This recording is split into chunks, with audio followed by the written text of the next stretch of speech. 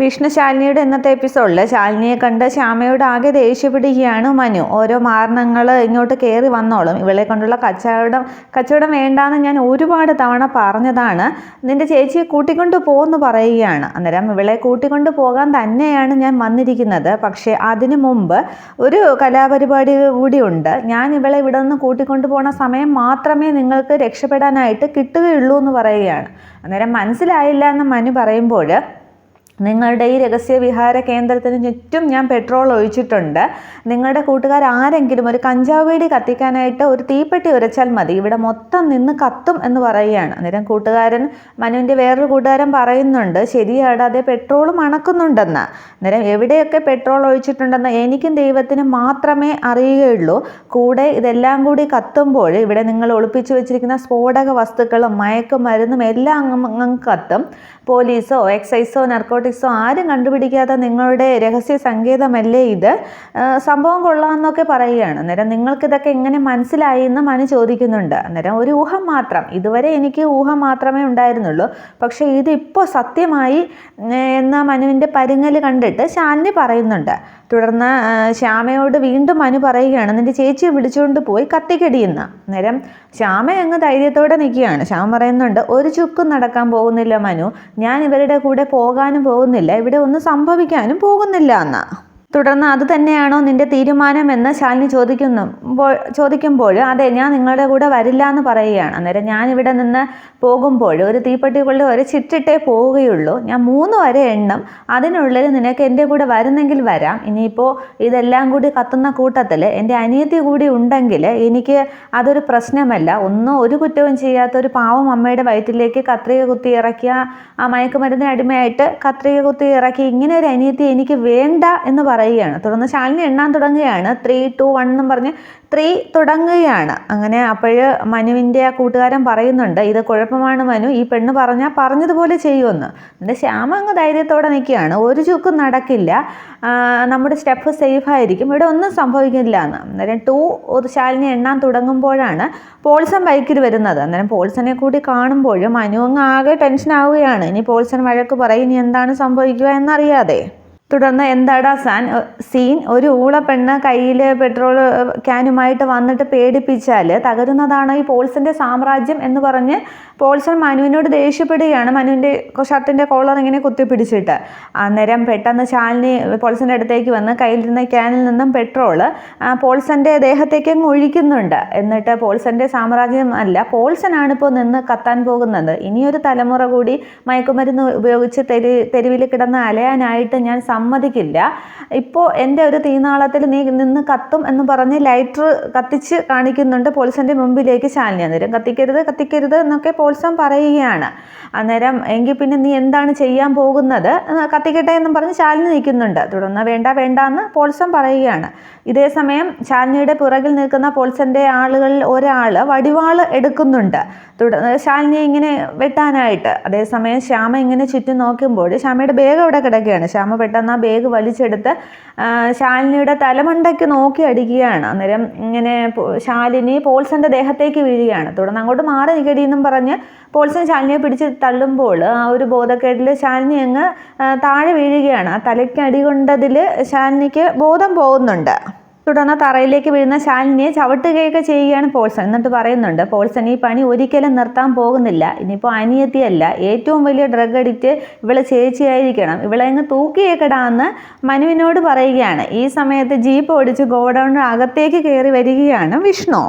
തുടർന്ന് ജീപ്പിൽ നിന്നും വിഷ്ണു ഇറങ്ങുമ്പോൾ താഴെ ബോധമറ്റ് കിടക്കുന്ന ശാലിനിയെ കണ്ട് ഡാന്ന് ദേഷ്യത്തോടെ പോൾസനെ നോക്കി വിളിക്കുകയാണ്. തുടർന്ന് അതിലെ വടിവാളും പിടിച്ചു നിന്ന ആ ഒരു പയ്യൻ വിഷ്ണുവിന് നേരെ ചെല്ലുമ്പോൾ അവനെ അങ്ങ് എടുത്തിട്ട് നന്നായിട്ട് വിഷ്ണു പെരുമാറുന്നുണ്ട്. അത് കണ്ട് പേടിക്കുന്ന മനുവും ബാക്കി കൂട്ടുകാരും ഓടിക്കൂടാന്നും പറഞ്ഞ് രക്ഷപ്പെടുകയാണ്. തുടർന്ന് പോൾസൺ മാത്രമാവുകയാണ്. തുടർന്ന് പോൾസനെയും നന്നായിട്ട് വിഷ്ണു അടിക്കുന്നുണ്ട്. അടികൊണ്ട് പോൾസൺ അങ്ങ് അവശനാവുകയാണ്. തുടർന്ന് വീണ്ടും വാടാന്ന് വിഷ്ണു ഇങ്ങനെ വിളിക്കുമ്പോൾ പോൾസനും ഓടി അങ്ങ് രക്ഷപ്പെടുന്നുണ്ട്. തുടർന്ന് അവിടെ ശ്യാമയും ശാലിനിയും വിഷ്ണുവും മാത്രമാകുന്നുണ്ട്. തുടർന്ന് ശാലിനിയെ പോയി താങ്ങിയെടുത്തിട്ട് ശാലിനി എന്നൊക്കെ വിഷ്ണു വിളിക്കുകയാണ്. അന്നേരം ആ അഹങ്കാര ഭാവത്തോടു കൂടി തന്നെ ശ്യാമോ എന്ന് പറയുകയാണ്, പേടിക്കുകയൊന്നും വേണ്ട, ഡ്രഗ്സ് കഴിച്ചതൊന്നുമല്ല, ആവശ്യമില്ലാത്തടത്ത് വലിഞ്ഞു കയറി വന്നിട്ട് ചോദിച്ച് വാങ്ങിച്ചതാണ് എന്ന് പറയുകയാണ്. അന്നേരം ശ്യാമയെന്ന് ഇങ്ങനെ വിഷ്ണു വിളിക്കുന്നുണ്ട്. എന്നിട്ട് വീണ്ടും ശ്യാമ തിരിഞ്ഞിട്ട് വീണ്ടും പറയുകയാണ്, പിന്നെ എൻ്റെ കാര്യങ്ങളിൽ ആവശ്യമില്ലാതെ ഇടപെടരുത് എന്നങ്ങോട്ട് പറഞ്ഞേക്കണം, വിഷ്ണുവേട്ടനും കൂടിയാണ് പറഞ്ഞത് എന്ന് പറഞ്ഞിട്ട് ബാഗുമെടുത്ത് ശ്യാമ അങ്ങ് പോവുകയാണ്. തുടർന്ന് വിഷ്ണു വീണ്ടും തട്ടി വിളിക്കുമ്പോൾ ശാലിനിക്ക് ബോധം വീഴുകയാണ്. പതിയെ പിടിച്ച് എഴുന്നേൽപ്പിക്കുമ്പോൾ നമ്മുടെ ശ്യാമ അവൾ എവിടെയെന്നും പറഞ്ഞ് ശ്യാമയെ തിരക്കി ശാലിനി ഇങ്ങനെ പോകാൻ തുടങ്ങുമ്പോൾ ശാലിനിയെ പിടിച്ചു നിർത്തിയിട്ട് അവൾ പോണെങ്കിൽ പോട്ടെ, അവൾ പോയി എന്ന് പറയുകയാണ്. അന്നേരം വിഷ്ണുവിനാകെ അങ്ങ് കലിപ്പാണ്. വിഷ്ണു പറഞ്ഞു, എൻ്റെ പെണ്ണിനെ തൊട്ട് അവനെ ഞാനെന്നും പറഞ്ഞ് അവന്മാരെ ഞാനെന്നും പറഞ്ഞ് വീണ്ടും മറ്റുള്ളവരെ തേടി വിഷ്ണു പോകാൻ തുടങ്ങുമ്പോൾ, വേണ്ട വിഷ്ണുട്ടാ, നമുക്ക് ജീവിക്കണം, പക്ഷേ ഒപ്പം അവളും വേണം എന്ന് പറയുകയാണ്. അന്നേരം ആ ശാലിനിയുടെ സങ്കടം കണ്ട് വിഷ്ണുവിൻ്റെ ആ ദേഷ്യം ഒന്നടങ്ങുന്നുണ്ട്. എങ്കിൽ ഒരു വഴിയുണ്ട് എന്ന് പറഞ്ഞ് ശാലിനി ഇങ്ങനെ തോളി തട്ടുകയാണ് വിഷ്ണു. അത് എന്താണെന്ന് അവർ പറയുന്നില്ല. ഇതേസമയം കുടുംബശ്രീ വീട്ടിൽ ശാരദാമ്മയെ തിരക്കി ശ്രീരഞ്ജിനിയും കുറച്ച് പോലീസുകാരുമൊക്കെ എത്തിയിട്ടുണ്ട്. ശ്രീരഞ്ജിനി ശാരദാമ്മയോട് കഴിഞ്ഞ സംഭവങ്ങളും വിവരങ്ങളും കാര്യഗൗരവങ്ങളെക്കുറിച്ചുമൊക്കെ സംസാരിച്ചുകൊണ്ടിരിക്കുമ്പോഴാണ് ശ്യാമയെ നവീൻ എന്ന പയ്യൻ സ്കൂട്ടിയിൽ കൊണ്ടുവരുന്നത്. തുടർന്ന് പോലീസുകാരെ കണ്ടിട്ട് പെട്ടെന്ന് ഇറങ്ങിക്കോ എന്നും പറഞ്ഞ് നവീൻ വണ്ടി തിരിക്കാനായിട്ട് പോകുമ്പോൾ പിടിക്കുക അവനെന്ന് കോൺസ്റ്റബിളിനോട് ശ്രീരഞ്ജിനി പറയുമ്പോൾ പെട്ടെന്ന് സ്കൂട്ടിയുടെ ചാവ് ഊരിയെടുത്ത് കോൺസ്റ്റബിൾ നവീനെ പിടിക്കുന്നുണ്ട്. അന്നേരം നീ അല്ലേ നവീൻ, ഇന്നും ബെസ്റ്റ് സ്ട്രൈക്ക് ആയിരുന്നോ എന്ന് ചോദിക്കുകയാണ്. അന്നേരം ആകെ പേടിച്ച് ശ്യാമ നിൽക്കുകയാണ്. അന്നേരം അല്ല, പരിചയത്തിൻ്റെ പേരിൽ ഞാനൊരു ലിഫ്റ്റ് കൊടുത്തന്നേ ഉള്ളൂ എന്ന് നവീൻ പറയുകയാണ്. അന്നേരം നമ്മളിപ്പോൾ ഏറെക്കുറെ പരിചയമൊക്കെ ആയില്ലേ, നിനക്ക് ഞാനൊരു ലിഫ്റ്റ് തരാം, അങ്ങോട്ട് വണ്ടിയിൽ കയറാൻ പറയുകയാണ്. അന്നേരം ഞാൻ എന്ത് തെറ്റ് ചെയ്തു എന്ന് ചോദിക്കുമ്പോഴത്തേക്കും കോൺസ്റ്റബിൾ നവീനെ പിടിച്ച് വണ്ടിയിലേക്ക് കയറ്റുന്നുണ്ട്. തുടർന്ന് ശ്യാമ ശ്രീരഞ്ജിനോട് ചോദിക്കുന്നുണ്ട്, എന്തിനാ ഇതൊക്കെ എന്താണെന്ന് ചോദിക്കുകയാണ്.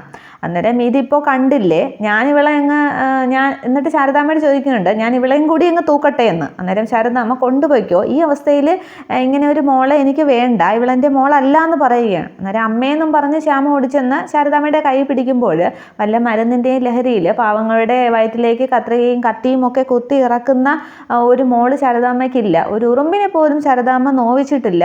നിന്നെ എനിക്ക് വേണ്ടാന്നങ്ങ് തീർത്ത് പറയുകയാണ്. തുടർന്ന് കേരടി വണ്ടിയിലെന്ന് അകത്തേക്ക് കയറ്, ഞാനൊന്ന് പോയി സംസാരിച്ച് നോക്കട്ടെ എന്ന് ശ്രീരഞ്ജിനി പറയുകയാണ്. തുടർന്ന് ആകെ പേടിക്കുന്ന ശ്യാമ പേടിച്ച് വണ്ടിയിലേക്ക് കയറാൻ തുടങ്ങുമ്പോൾ അവിടേക്കല്ല, ഇവിടേക്കെന്നും പറഞ്ഞ് ഹോട്ടൽ ചൂണ്ടി കാണിക്കുന്നുണ്ട്.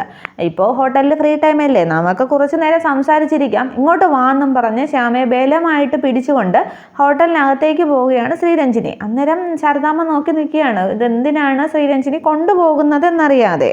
തുടർന്ന് ശ്യാമയെ ഹോട്ടലിനകത്തേക്ക് കൊണ്ടുപോയ ശേഷം ഭീഷണിപ്പെടുത്തി ഇരിക്കടി എന്ന് പറഞ്ഞ് ദേഷ്യപ്പെട്ട് അവിടെ ബെഞ്ചിലിരുത്തുകയാണ്. എന്നിട്ട് ശ്രീരഞ്ജിനെ അകത്തു നിന്നും വാതിൽ ക്ലോസ് ചെയ്യുന്നുണ്ട്. അന്നേരം ടെൻഷനോട് കൂടി ശാരദാമ്മ വെളിയിൽ നിൽക്കുകയാണ്, എന്താണ് സംസാരിക്കുന്നത് എന്നറിയാതെ.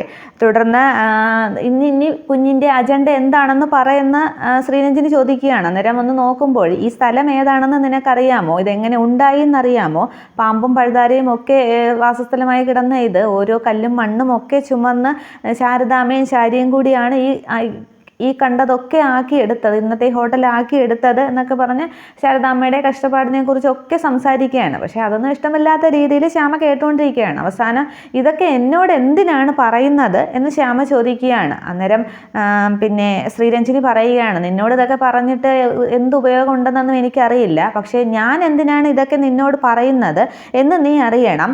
ചീഫ് മിനിസ്റ്ററും ഹോം മിനിസ്റ്ററും ഒക്കെയായി നല്ല ബന്ധമുള്ള ഒരാളാണ് ഞാൻ.